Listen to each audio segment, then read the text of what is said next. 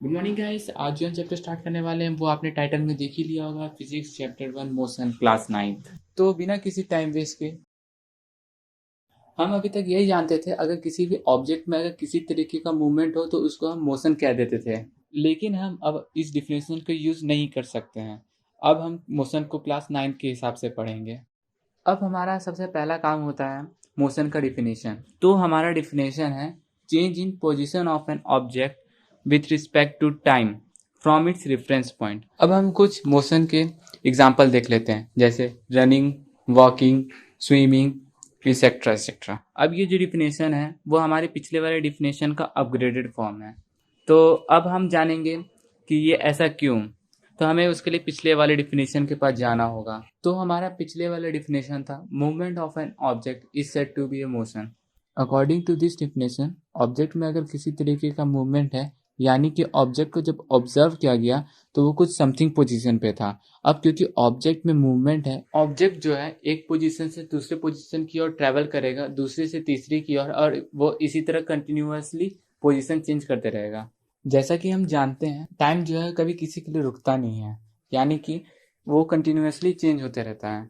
और जो हमारा ऑब्जेक्ट है वो भी अपना कंटिन्यूअसली पोजीशन चेंज कर रहा है, यानी कि हम ये कह सकते हैं टाइम के साथ साथ ऑब्जेक्ट जो है अपना पोजीशन चेंज कर रहा है। अब तक हमें मोशन में ये तो पता चल गया है कि ऑब्जेक्ट का जो पोजीशन है वो टाइम के साथ साथ आगे बढ़ेगा, यानी जिस तरीके से टाइम चेंज होगा उसी तरीके से ऑब्जेक्ट का पोजीशन भी चेंज होगा। लेकिन अब यहाँ पर रेफरेंस पॉइंट क्या है, अब इसको पहले समझते हैं। According to class 9th, reference point का मतलब एक ऐसा फिक्स पॉइंट जिससे हम दूसरे ऑब्जेक्ट का पोजीशन बता सकें। जैसे हम इसको एग्जांपल में समझते हैं। अब हम आपके घर को रेफरेंस पॉइंट मान लेते हैं और आपको एक ऐसा ऑब्जेक्ट जो मूवमेंट करके अपना पोजीशन चेंज करेगा। अब हम मान लेते हैं कि अभी मॉर्निंग का टाइम है और आप स्कूल गए, जो कि आपके घर से 500 मीटर की दूरी पे है। और स्कूल पहुंचने के बाद आपका कोई दोस्त पूछता है कि तुम्हारा घर किधर है, तो आप बोलते हैं कि मेरा घर यहाँ से 500 मीटर की दूरी पे है। आपका स्कूल टाइम ओवर हो जाता है और आप अपने घर चल जाते हैं। उस वक्त अगर आपका कोई पोजीशन पूछेगा तो उस वक्त आपका पोजीशन 0 मीटर होगा, क्योंकि आप अपने रेफरेंस पॉइंट पे ही होते हैं। अब मान लीजिए आपका दोस्त आपके घर आता है और आप उसके साथ प्लेग्राउंड चल जाते हैं, जो कि आपके घर से 250 मीटर की दूरी पे है। अब जैसे ही आप प्लेग्राउंड पहुंच जाते हैं और आपके पोजीशन का बात किया जाए आपके घर को रेफरेंस पॉइंट मानते हुए, तो 250 मीटर होगा। लेकिन वही रेफरेंस पॉइंट अगर आपके दोस्त को बना दिया जाए तो अप्रोक्सीमेटली 0 मीटर होगा, क्योंकि आपका दोस्त आपके बगल में होता है एट दैट टाइम। इस एक्सप्लेनेशन से हमें ये तो पता चला ही है कि जो हम मोशन का डेफिनेशन क्लास 9 से पहले पढ़ते थे और जो हम मोशन की डेफिनेशन क्लास 9 में जान रहे हैं उसमें कितना डिफरेंस है, और इसके साथ साथ क्लास 9 में जो मोशन का डेफिनेशन था उसका क्या मीनिंग है। अब आपने ये चीज सोचा है क्या होगा अगर टाइम तो चेंज होगा लेकिन टाइम के साथ साथ ऑब्जेक्ट का जो पोजीशन है वो चेंज नहीं होगा, तो फिर उसको क्या कहेंगे।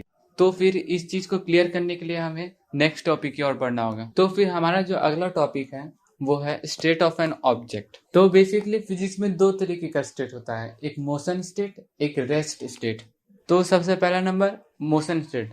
तो अभी तक हमने जितना भी कुछ मोशन के बारे में पढ़ा है वो सब इसी में इंक्लूड हो जाता है, चाहे वो डेफिनेशन हो, चाहे वो एग्जाम्पल हो, या फिर कुछ भी।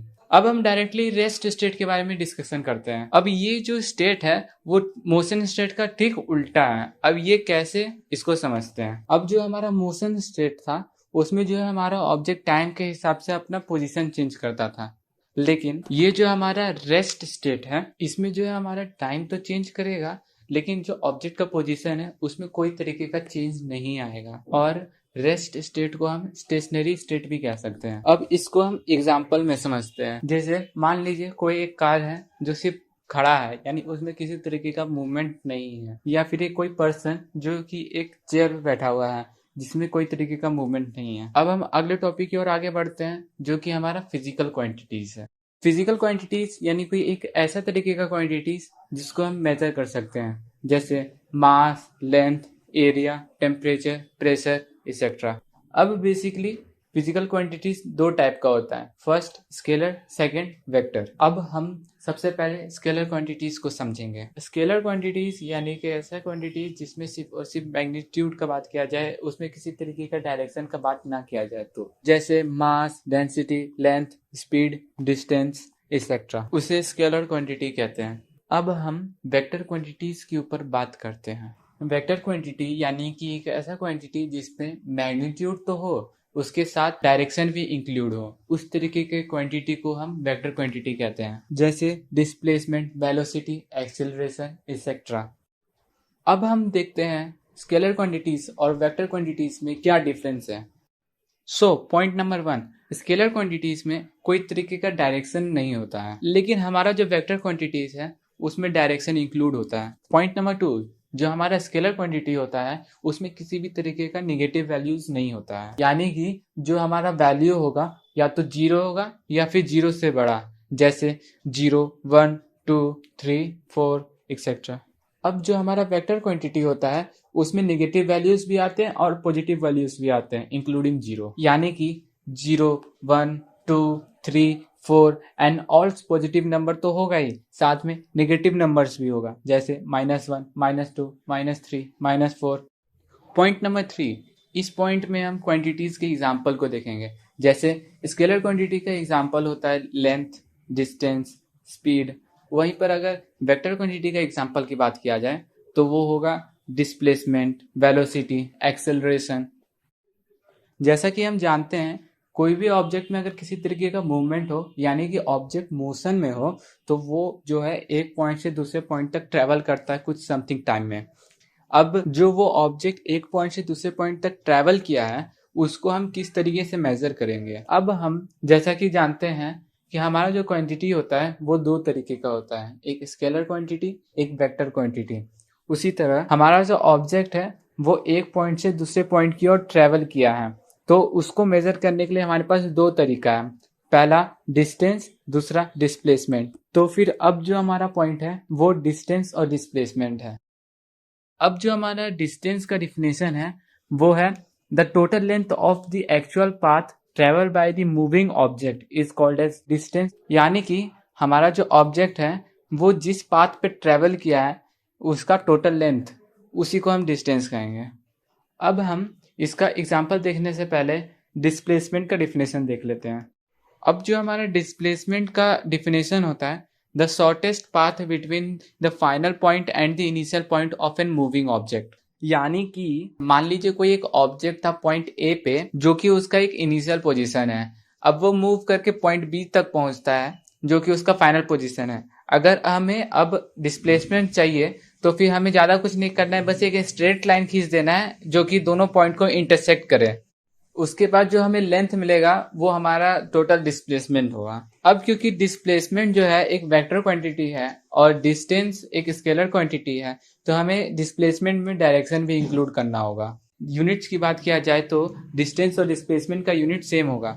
जैसे अगर डिस्टेंस का ऐसा यूनिट मीटर में है तो डिस्प्लेसमेंट का भी ऐसा यूनिट मीटर होगा। अगर सीजीएस यूनिट की बात किया जाए डिस्टेंस का तो वो सेंटीमीटर होता है, और वही अगर डिस्प्लेसमेंट का बात किया जाए तो वो भी सेंटीमीटर ही होगा।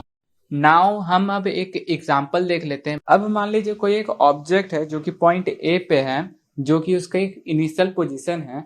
अब वो वहां से 12 मीटर ईस्ट की ओर जाता है, फिर उसके बाद वो 9 मीटर नॉर्थ की ओर जाता है, और वहां पर पहुंचने के बाद जो उसका पॉइंट होता है उसको हम फाइनल पोजीशन कह लेते हैं, जो कि पॉइंट बी है। अब क्योंकि डिस्प्लेसमेंट एक वेक्टर क्वांटिटी है तो फिर हमें इसमें डायरेक्शन भी इंक्लूड करना होगा। अब क्योंकि ऑब्जेक्ट जो है ईस्ट की ओर भी आगे बढ़ा था और नॉर्थ की ओर भी आगे बढ़ा था, तो फिर हमें इसका डायरेक्शन इंक्लूड करने के लिए 15 meter in north east direction from इस रेफरेंस पॉइंट भी लिखना होगा। हमें अगर डिस्टेंस की बात किया जाए तो हमें वो टोटल लेंथ निकालना होगा पाथ का जिससे वो ऑब्जेक्ट ट्रेवल किया था, यानी कि हमारा यहाँ पर डिस्टेंस 15 मीटर ना होके 9 मीटर प्लस 12 मीटर होगा, यानी कि 21 मीटर।